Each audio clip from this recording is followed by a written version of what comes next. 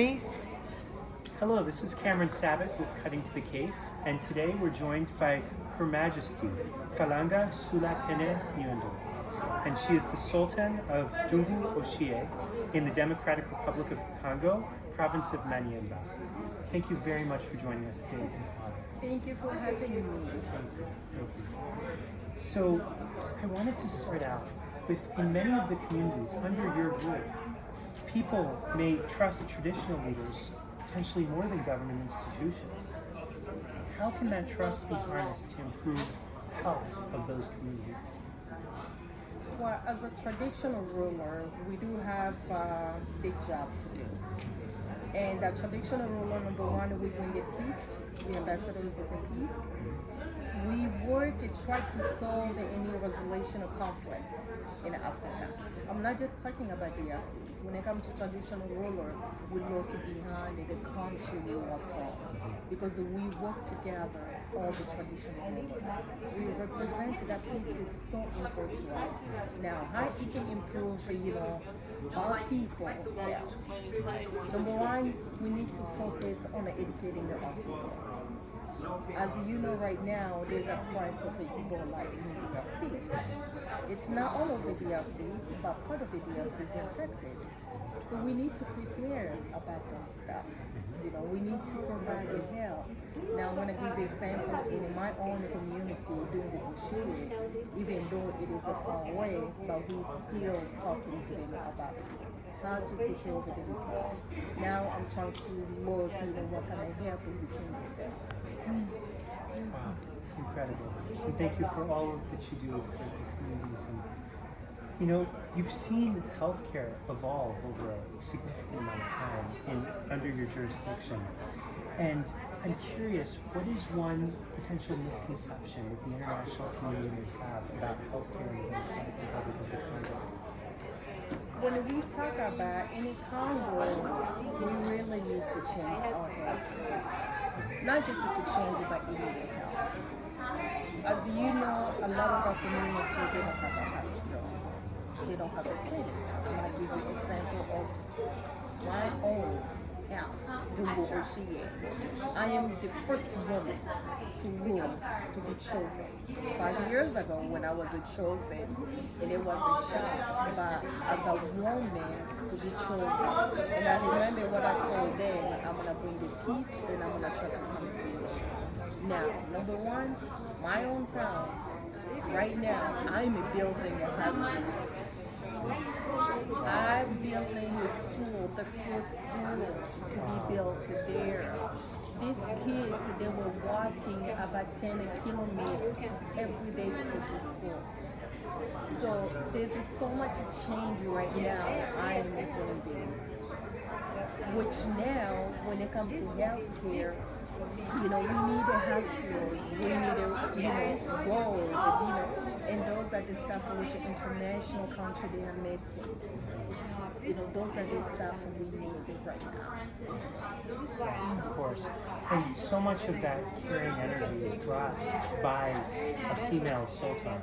That this is really stuff that, the focus on education and hospitals and uplifting the community, this is something that you can really, I appreciate what you're doing. It's incredible. And if you could change something about health policy in the Democratic Republic of the Congo tomorrow even, what would you recommend? And what might you recommend for other neighboring countries as well? If I can change, there isn't much to change. The only thing is how we can get help. The help that we need to improve those areas, to improve the health care. But one thing I can change though, I can only recommend them and say, maybe try to send the doctors in the DRC, maybe to come to the US or another country to get those experience. And to try to call back the DRC people who live abroad. You are a doctor, you finish. Just like we are forum today, they say you need to go back home and help the people. Yes. We want those doctors there because we don't have enough doctors.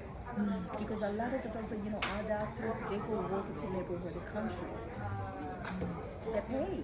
We need to pay them more. Because the more we pay them less, they are going to leave, go to the neighborhood country. And that's what right now, if we look in the DRC, we don't really have enough doctors. We don't. And that's what we need to train our new generation, the young generation.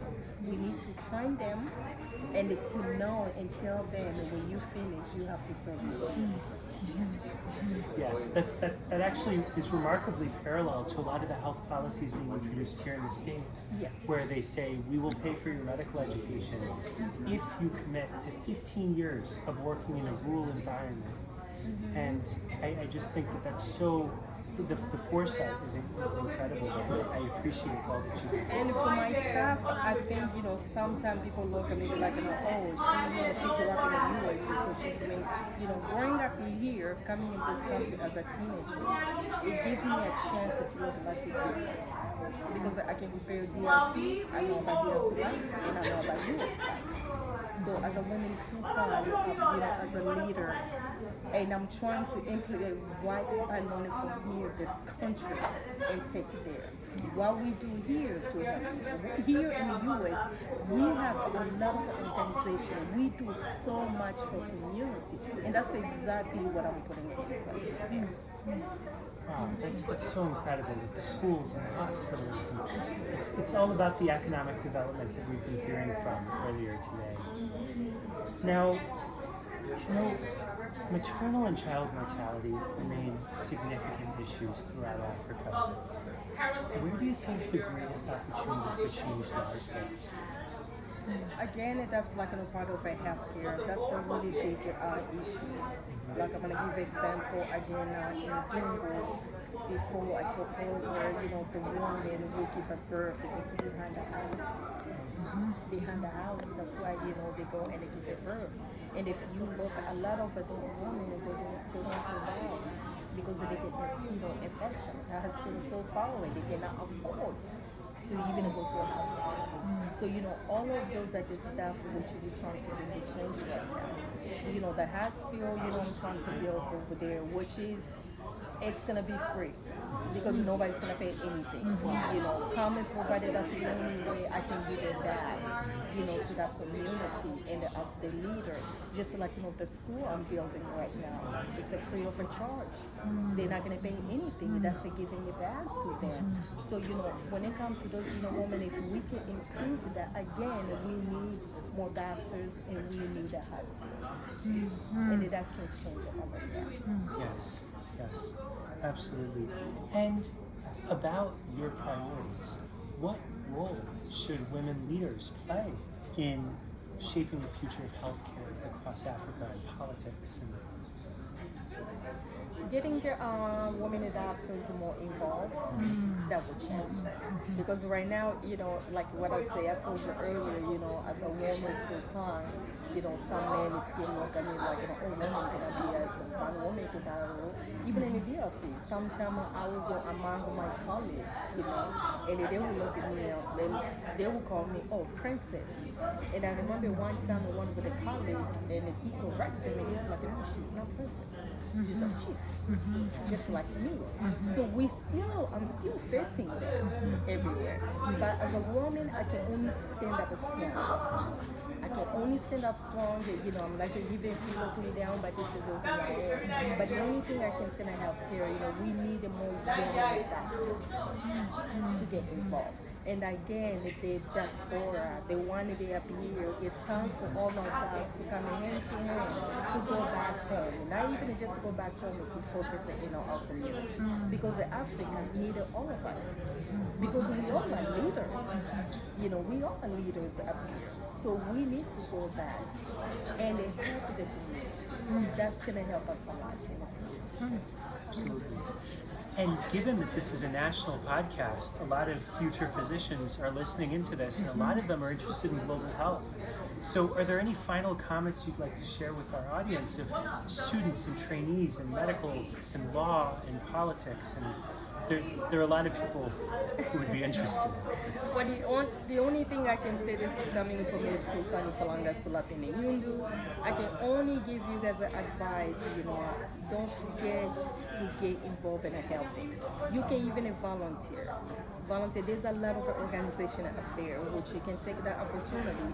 Go to any African country to go help. I'm not going just to say DRC, even though I would love some people to come to DRC and get involved on the project which I'm doing, and to help people. But get involved. We need each of you guys to help, because you guys are the young one are our future. It's a small future. We need you guys. Thank you so much for joining. I really appreciate it. No problem. Thank you so much for having me. Thank you. And to all our podcast audience, this has been Cutting to the Case, and this is Cameron Sabbath signing off.